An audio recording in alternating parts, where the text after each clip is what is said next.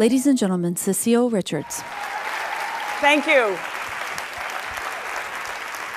Thank you to Makers. Thanks for having me, and congratulations on 5 years. And it's great to see these two great, strong Texas women. They were fantastic. So I am here today to talk about what's ahead. So I think many of you know, and we've talked about it a little bit this morning, that the day after the inauguration of the President of the United States, we saw the largest march in the history of the United States of America. And it was about women's rights, and it was about women's equality. 1 in 100 people in this country took part in a march somewhere. And the extraordinary thing about it to me was that it wasn't just in New York City, it wasn't just in Washington or San Francisco or Los Angeles. We had thousands of people in Salt Lake City, Utah, for example. Folks that marched in the snow in Fairbanks, Alaska. How about that? And Tallahassee, Florida, and everywhere in between. It literally was a march that shook the nation and shook the globe. And it was an extraordinary experience for all of us. And of course, everyone had their different reasons for marching. I marched for my 2 daughters, Lily and Hannah, because it is unthinkable to me as a woman in the United States of America that my daughters might have fewer rights than I do. We can't go there. We can't go there in this country. But I also marched for my son Daniel, who's as fierce a feminist as his 2 sisters.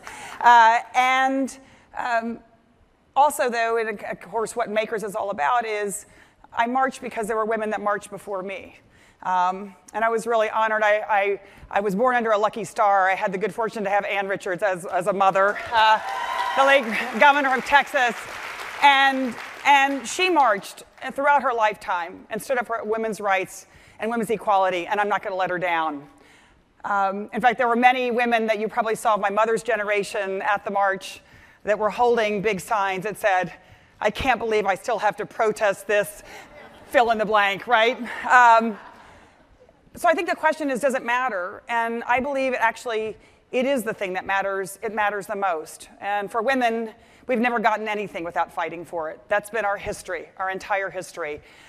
In fact, I look back now at Planned Parenthood, an organization I'm honored to work for. We just celebrated our 100th anniversary in the United States of America, which is incredible. But before Planned Parenthood started, women didn't even have the right to vote. And it was because women protested and went to jail that over these decades we've made progress. Today, 1 in 5 women in this country has been to Planned Parenthood for health care. In fact, probably some of you in this room. We now serve 2.5 million patients every single year. And abortion is legal in this country, and it's one of the safest medical procedures for women in America. And birth control, which of course used to be illegal, is now not only legal, but 90% of women in America use it. And because of the fights we made under the Affordable Care Act, every single woman in an insurance plan in America now gets it covered at no copay. That's 55 million women are now getting birth control at no cost, and we're not giving that up without a fight. And the reason that matters is because now, actually, there's good news. Despite the headlines sometimes, we're actually at a 30-year low for unintended pregnancy in America. But get this, even more importantly to me, is we're actually at a historic all-time low for teenage pregnancy in the United States of America. That means more young women getting the opportunity, to finish school and to start a career. So much has changed as a result. Now we're half the workforce. We are half the college students. We're more than half the medical and law students in America. And if you just look around this room today, you are evidence that women are leaders in every single field in our economy and in our culture, in our society. And that's very exciting. There's a lot left to do. We don't have full equality, and certainly not in the political arena.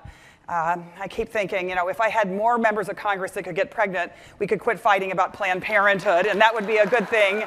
And we need more women in office, so if you want to run, see me later. That's going to be incredibly important. But I do think we're actually at an inflection point.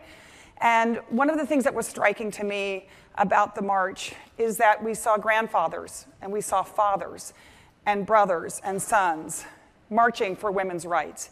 I think there's a sea change in this country. because men now expect their daughters to have every opportunity that their sons do. And that's something we have to lift up because it's going to take all of us together. So at Planned Parenthood, we have a saying, which is care no matter what. And depending on where you sit, that can be a promise or a threat. We serve everyone.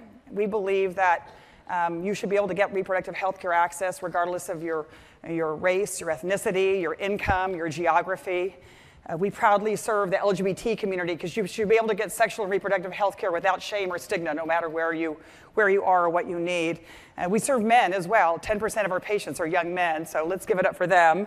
And I think it's important today to say our doors are also open for refugees and immigrants, no matter where they come from or what they need. Because we believe that health care in this country should be a right and not a privilege. Ironically, I think for most people in America, Planned Parenthood isn't the problem, we're the solution. But we need your help. And so folks have stopped me, at this conference and said, now what do we do? We've marched, and now what's next? And so I want to take a page from our sponsors here and say, I think it's time for us to be bold. And so I want to ask you to do something or think about doing something. And that is to share your own story. And this is the time to do it. Maybe you are a Planned Parenthood patient, and you can share that story on whatever platform or wherever you are. Maybe you remember what it was like to be a young woman trying to access birth control that you could afford so you could finish school. Maybe you want to share that story. Or maybe you had a pregnancy and you had to make a decision, and thank goodness you could make that decision in consultation with your doctor and with your family and not your member of Congress. Those stories are important to share because you'll never know the thousands of women that you give courage to or comfort to because you shared your story. Believe me, I know. I don't think we're going to change the politics in this country until we change the culture, until we change attitudes, until we make it clear that reproductive health care is just part of life, and it's something that we have to get rid of stigma and shame about. So if we do that, I think we can make progress. One thing I want you to remember, we are the majority. Women are the majority in this country, and we can't ever forget that. And when we join together, one of us can be put aside, two of us can be ignored, but together, we are a movement, and we are unstoppable. Thank you. Thanks for what you do.